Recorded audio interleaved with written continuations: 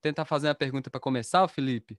Como é que você se interessou pela música? Você é música há muito tempo? Como é que você foi chegar aí hoje nesse trabalho que dialoga aí tantas referências à música brasileira, com essas referências orientais e, né, do mundo, né? Sem fronteiras, né? Fala aí pra gente. Pô, Marlão. Minha história com a música começou cedo, né? Na infância já. Família, muitos músicos, né? O bisavô já era maestro, todos os filhos tocavam já na época, assim. E daí já tinha coisa de gostar muito desde pequeno. Então, com 6 anos, eu comecei a estudar piano, né? Dos 6 aos 12, eu estudei piano. Mas aí aquela coisa, um instrumento que não.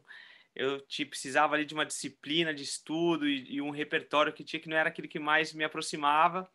E daí, com uns 12, comecei a estudar bateria, né? E me apaixonei muito. Toquei muitos anos bateria profissionalmente, assim, né? Levei esse estudo. E como, né, 99% dos adolescentes aí da minha idade, dos pré-adolescentes aí da cidade de São Paulo, assim, tava muito ligado com essa cultura estrangeira, né? Os canais que a gente tinha ali para receber música e informação geralmente estavam ligados ao rock, né, ao rock and roll, aos movimentos grunge, né, que tinha na época, o punk. E eu me identifiquei demais, gostava muito, tocava, tinha banda de rock, né? Como grande, vários amigos meus, todo mundo tinha banda naquela época, era muito legal. Mas já com essa idade, uns 15, 14 anos, eu comecei a me identificar já com alguns movimentos aí de reflexão, de crítica, né, ao sistema social. Me identifiquei ali com o anarquismo na época muito, gostava muito de ler, de entender as bandas que tinham essa proposta. E só mais tarde, com, sei lá, uns 17 para 18 anos, que foi me cair a ficha que, poxa, eu que já tinha todo esse viés aí um pouco anti-imperialista, anti-americano, de não só consumia produtos e bens importados, assim, né? Todas as bandas que a gente tocava eram, sei lá, americanas ou inglesas, né? E caía essa ficha, eu falei, bom, mas eu, né, no fundo, morando aqui em São Paulo, nessa mega cidade brasileira, e eu mesmo não conheço a fundo o meu Brasil, né? As manifestações brasileiras, os ritmos, né? E já estava estudando bateria há bons anos e começando a cair muito para a questão dos ritmos brasileiros. E daí essa pesquisa foi me fazendo aprofundar mais e conhecendo, né, na cidade de São Paulo, aí, grupos, movimentos, né, que desenvolviam maracatu, coco e tudo que era de cultura popular. Eu me apaixonei assim, e ia atrás de tudo que tivesse assim na cidade, assim, batendo cartão. E já conhecendo essa coisa da rabeca, né, de pô, achar muito interessante esse instrumento, mas nunca tinha visto uma rabeca ao vivo, assim, né, aquela coisa. Mas a cultura brasileira nesse momento já tomou conta de mim, assim, né, até na música, essas bandas de rock começaram já a mesclar com essa coisa do mangue beat, dos ritmos brasileiros, enfim, toda essa riqueza.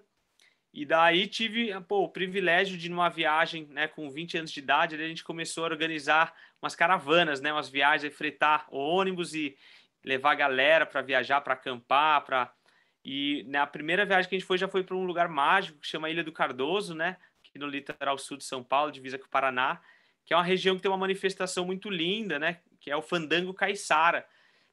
E eu, quando eu ouvi aquilo num barzinho ali, eu vi um som tocando ali na Ilha do Cardoso, falei, nossa, que música é essa, né? Tipo, um som medieval, o que é isso? E o pessoal, não, é o som aqui da ilha, da região, é o fandango. Eu, nossa, não acredito. Daí tinha um livro, né, e um disco maravilhoso, né, que é o Museu Vivo do Fandango. Eu comprei, me apaixonei e fiquei sabendo que na região construíam rabeca, né? E daí, já na próxima vez que a gente voltou para lá, para Ilha do Cardoso, eu consegui, através de um pescador e de um motorista, um piloto de barco, ali, seu Haroldo, conseguiu uma rabeca, né? Do seu Agostinho Gomes. E nessa época começou a vir muito junto também essa questão das músicas do mundo, né? Do mesmo jeito que eu transcendi um pouco aquela coisa de ficar só nesse modelo americanizado de rock e poder ver que tem muito mais além disso, né? Comecei a ver que também, além do Brasil, pô, todas as culturas do mundo contribuíram de uma maneira maravilhosa e musicalmente, né? Então, a música indiana, eu comecei a pirar, a música árabe, música turca, eu comecei a ver que existia tanta coisa maravilhosa que não era aquela música industrial de massa que a gente estava acostumado e que refletia ali a essência dos povos e até a nossa essência, né? E daí, nessa época, conheci também o trabalho de um pessoal aqui de São Paulo, que era o Mutrib, né? Que é uma banda que já há 20 anos pesquisa músicas do mundo, assim, mais de 20 anos pesquisando música do mundo inteiro, praticamente dos únicos grupos, assim, fazendo um trabalho profundo nisso na época. E daí continuei tocando rabeca, continuei tocando bateria, fazendo tudo isso e desbravando esse novo mundo, né? Nessa altura já não me ligava mais em tocar rock and roll, a onda já era completamente outra, era fazer fusões a partir da música brasileira. E daí nesse movimento já a rabeca sempre como um instrumento que eu levava para viajar, né, para brincar, né? Eu trabalhava com a bateria, né, profissionalmente. A rabeca, pô, foi se desenvolvendo assim dessa maneira livre.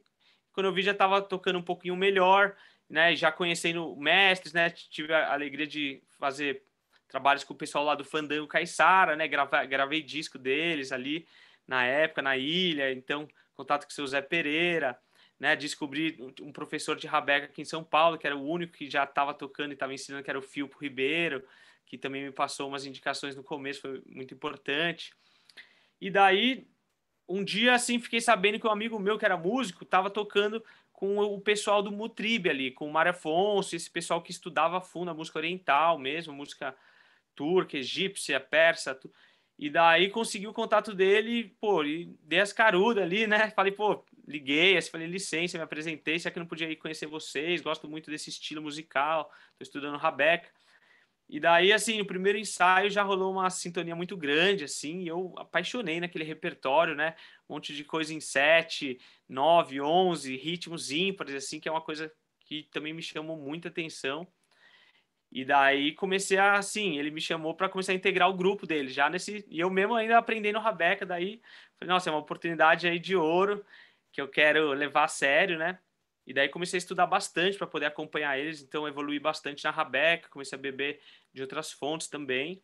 E daí pude sim entrar, pô, entender muito mais esse universo e seguindo também com essa pesquisa de, pô, mais interna, mais pessoal minha, não só musical, mas histórica, cultural, entender melhor como que foi essa influência, né? Tipo, e ela está no Brasil também, vi que estava tudo junto, vi que estava na cultura popular, que todas essas paixões se fundiam ali, né, na música, né? Então essa paixão pela história, por toda essa época medieval e tudo que trouxe de riqueza, né, poética e de instrumentos e tudo mais. E daí, nessa sequência, veio a ideia de fazer um grupo de forró que tocasse com essas influências, né? Que misturasse essas influências que tem tudo a ver. E daí nasceu o Chachado Novo, que é o grupo que, poxa, a gente já tá aí, vai fazer 7 anos de estrada, né? Também fazendo muitos trabalhos, já gravando discos, que inclusive chama Sertão Cigano, né? O primeiro disco, trazendo um pouco dessa influência. E desde então, poxa, foi mergulhar nessas pesquisas, né? Daí tive a oportunidade de ir lá na uma viagem quando eu fui conhecer o outro lado do Atlântico ali e fui na ilha de Creta, que tem um instituto muito massa na Grécia ali, que é do Rosdale, né, que ensina a música do mundo e reúne vários músicos. E fomos para Istambul também. E lá me apaixonei mais ainda, né? Tudo fez muito mais sentido, né? Na capital do mundo, né? Do que era, sempre foi a capital do mundo ali 1000 anos atrás, né? 2000 anos atrás. Depois, alguns anos, a oportunidade é que a gente foi para o Irã fazer um projeto lá também. Fizemos 7 workshops de música brasileira lá, conectado com músicos locais. Então, tudo isso enriqueceu essa pesquisa, assim.